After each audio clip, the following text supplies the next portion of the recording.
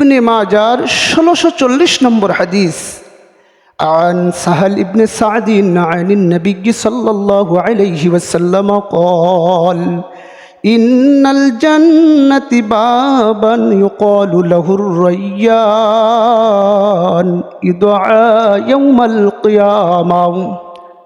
সাহাল ইবনে সাদ রাদিয়াল্লাহু থেকে বর্ণিত, নবীজি সাল্লাল্লাহু আলাইহি ওয়াসাল্লাম বলেন, জান্নাতে একটি দরজার নাম হবে রায়্যান।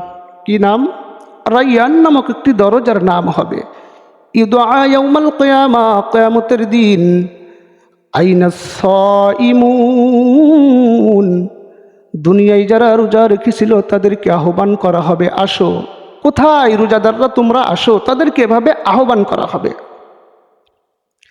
কানা মিস-সাইমিন, রোজাদাররা যখন আসবেন তাদেরকে বলা হবে, তোমরা এই রায়্যান নামক দরজা দিয়ে প্রবেশ করো, জান্নাতের মধ্যে প্রবেশ করো, রায়্যান নামক দরজা দিয়ে তোমরা প্রবেশ করো।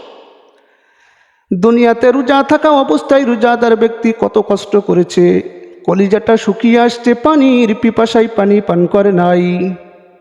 নবীজি বলছেন, ওমান দাখালাহু লাম ইয়াদমা আবাদা। নবীজি বলছেন, ওই রায়্যান নামক দরজার মধ্যে জান্নাতীরা যখন প্রবেশ করবে, তাদের আর সামান্য পরিমাণ পিপাসিত হবে না।